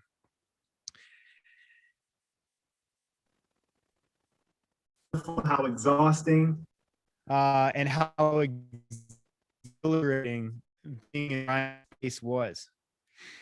Brian had a way of making others feel special. He would associate you with the adventure that you had been a part of. So when we would show up to the airport, he would see you for the first time in a long time, and he would, start telling a story about something weird that you had done together. And you were like the hero of that story. You were part of there. You had been there. I'm going to miss being a character in one of his stories, and I'm glad that he's going to remain a character in my stories for a long time, forever, and your stories too. Like kind of what Chris said, I don't know how normal it is to make friends with a guy that's 50 years older than you. Brian never seemed that old. He had unbelievable drive. There was nothing that compared to it. It was, no one could keep up. He burned out like 3 generations of friends and they still kept coming back for the abuse. The perception that Brian was slowing down or weakening in recent years is an erroneous one for sure. There was no degradation in him.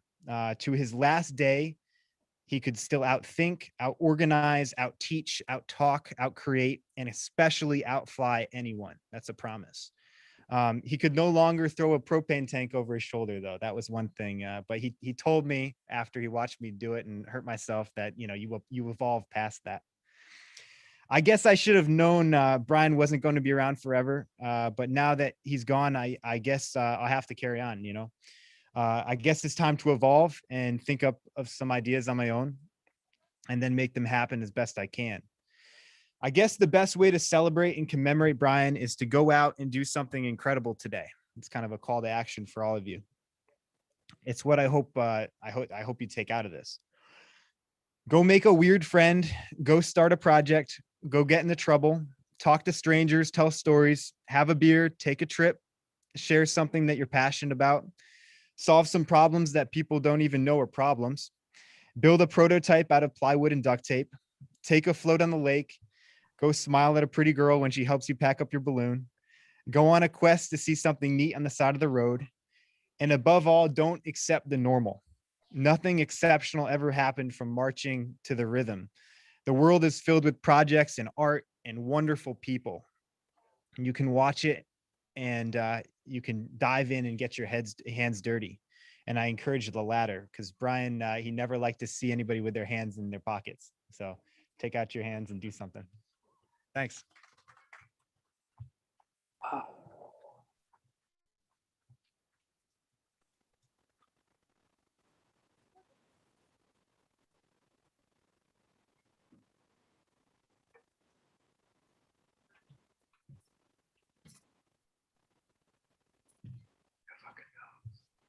Hi.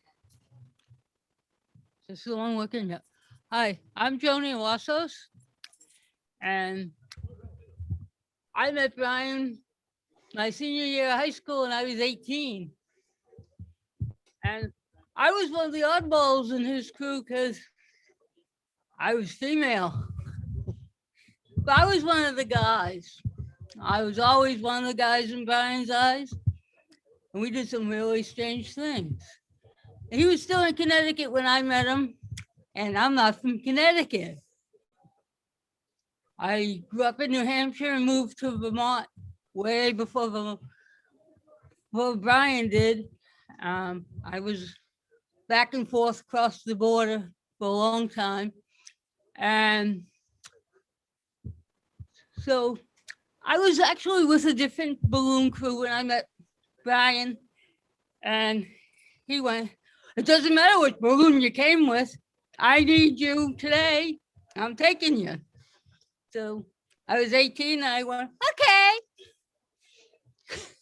So that's how I got involved with Brian. And he was using a fire truck for a chase crew, which was really cool if you're 18.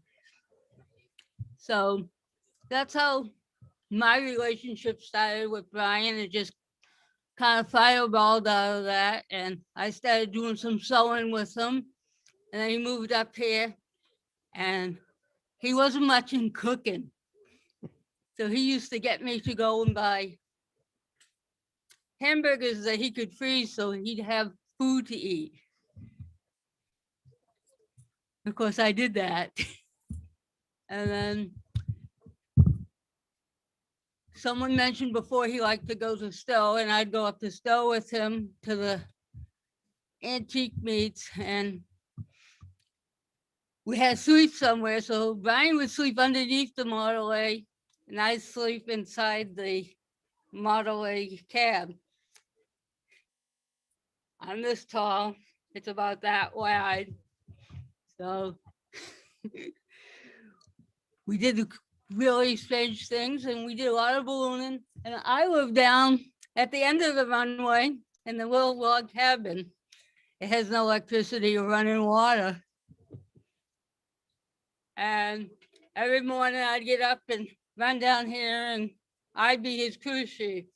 So that went on for years and years. And that's how I knew Brian, and we did all kinds of weird things. And Ernie here. I was used to crew also for of the her crew. or crew with her, and she can run faster and she's stronger than I am. I was 39, 40 years old. I don't Oh, know if that so- one's working. I was about 39, 40 years old. Joni can run faster and she's stronger than I am. And I crewed for Brian for quite a few years, and I'm blessed to know somebody like that. And when my son was 12, I called him up. I said, have your mother drive you down. It was a July night, full moon night. And Brian says, we're going to go hot air balloon camping. We took off from this field at 9:30 at night on a full moon July night. We sailed up into the White Mountains, landed in a lake, 5 feet off the water, the basket. My son casts his rod out, pulls a fish up immediately. I said, you a happy camper now? He had a blast. And we camped out in a field in New Hampshire someplace, and people drove us home in a pickup truck, free ride. My son goes back to school. His teacher said, he's 12. Teacher said, what'd you do this summer? He writes all about it. His mother gets a call from the teacher. She didn't believe him. We had to call Brian. This really happened. Anyway, that was I crewed for him for quite a few years. And one year I'm walking through the museum. I see this big basket with wheels on it. He goes, oh, that's my old Volkswagen bus. We cut the top off. The state needs a windshield. It's registered. You can drive it on the road. We put it up one day. I call it the magic bus. We sailed up to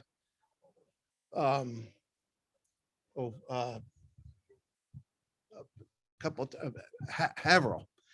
Haverhill. Yeah, Haverhill, excuse me. Yes. And we landed in a field, drove off to the diner. Usually the people looked and went, what the heck is this coming in here?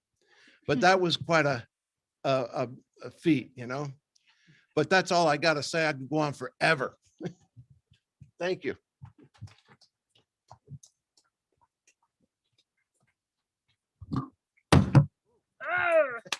I didn't throw the mic down. I did by itself. Mic drop. Mic drop.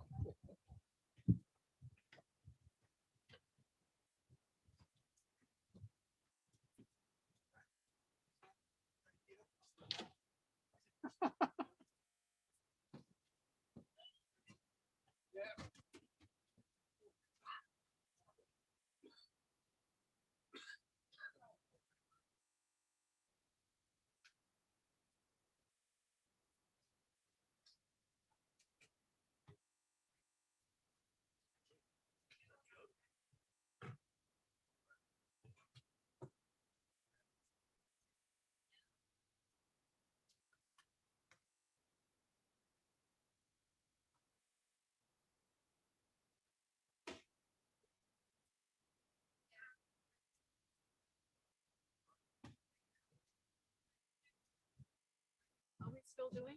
Yeah, sure.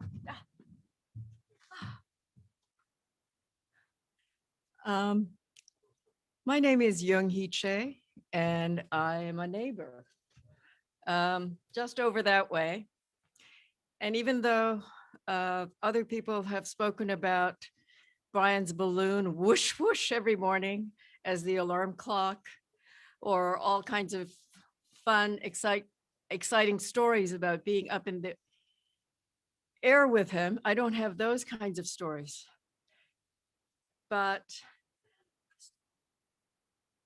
being so close to the airport, and I did always wake up before the balloon whoosh, but he and I were almost synchronized, because whenever I heard the whoosh, I would be going out the door to walk my dog in the last 5 years that we've been coming for the summer.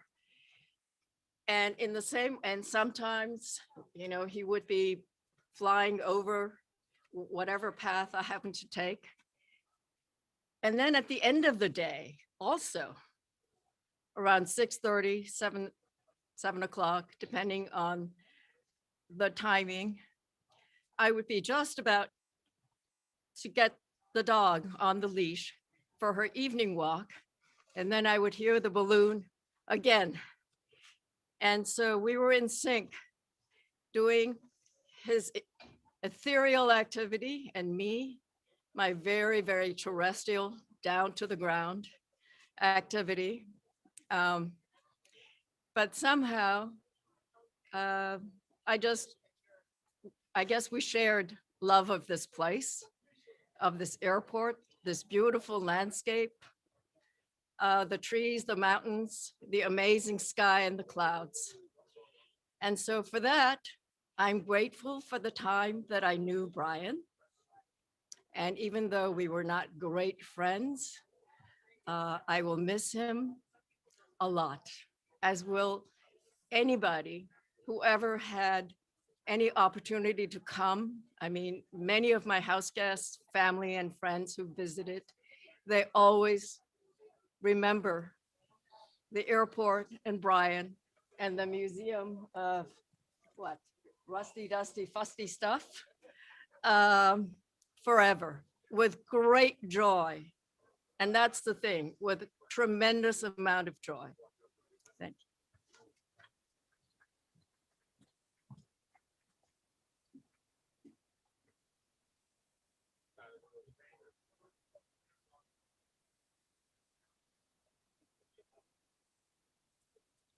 Hi, everybody. I don't know if you can hear me. My name is Steve Roach. I'm a Brit. I live about 30 miles south of London, and it's my pleasure to talk to you today about the great man. Back on a Friday in 2015, I fulfilled one of my ultimate goals and managed to fly to Boston to attend the Brian Boland Experimental Airship and Balloon Meet. Thanks in no small part to my generous friends, I also flew. Meeting the host, who was genuinely enthused that a Brit would care to wander over the pond to take part in his meet, I met the strongest handshake I've ever experienced. Hospitality like no other followed. I got to sign my name on the wall in the museum. And with a legend who at that time had a young person in his loft building on work experience a red 28,000 cubic foot box-shaped balloon. Saturday morning, in light drizzle, Brian Boland is flying circuits in an airship in the shape of a pair of lips, stood proudly in his trash can bottom end with an outboard motor on a plank of wood with a prop at the end. He flew circuits with a beer can in one end. When I asked why, he merely shrugged his shoulders and said, "'Cause you can." Sunday morning, and that youngster got to fly the red box-shaped balloon with Brian as he did what he always did and encouraged the next generation, just like he did when he took his first balloon to school and accidentally flew off. This man gave so much to ballooning that truly revolutionized home building and pushed back the boundaries. Sadly, he was snatched away in his prime whilst out doing what he loved. Ballooning will be worse for his demise. Postmill has lost its most famous son. And whilst I only met him on the one occasion, I lost a true friend who embraced everything we tried to do for hopping. And on behalf of everybody around the world, thanks a million and fly high, Brian. We all collectively owe you so much. Thank you so much for letting me say. Have a good day.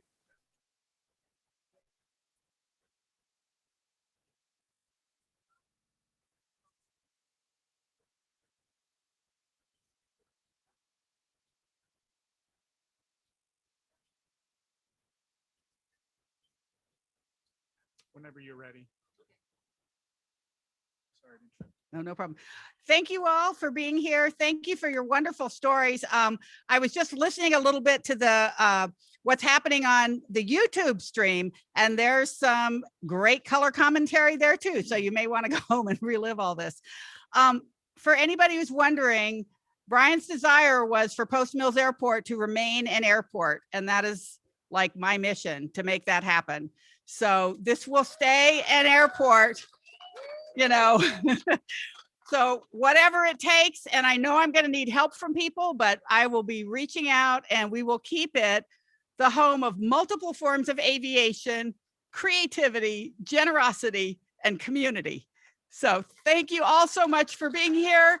And I so appreciate your coming out. And whatever you did to make the rain stay away, amazing. Thank you. Oh, and if you have any ideas like about what to do with a diner bus that isn't going to become a diner, send me an email. We're thinking maybe mobile stage. So we'll see. All right. Thank you. All right. Thank you so much for doing this. Oh, yeah. And in your circumstances. Oh, my God. I know. I can only imagine. It's never easy, even when you know it's coming. And worse when you don't know what's coming. I just had for my sister's situation. Yeah. Yeah. So, well, but I yeah. got a chance to talk to her. Good. So Good. that was good. Yeah. Next, she's right behind her. So, Yeah. That's enough for her. Yeah. So I'm gonna end this and Okay. pack up and Great. I'll I get you can't- all the information you Wonderful. need. I can't thank you enough for I this. can't And, even believe I got to do it. and I can't believe how many people came up and talked. It was amazing. I was thrilled that they came up here because Yeah. just for the record. Yeah. you Yeah. know, Well, and people could hear him. And yeah. So that was. Yeah. And thank That God for was- Rick. that was He put a really lot of great. effort Yeah. into it. Yeah. because Oh, to make yeah. it all I work. mean, it was incredible. I was so distracted. Oh, I bet. I bet. I mean, So I was thrilled that it worked. yeah. Anyway. No, amazing.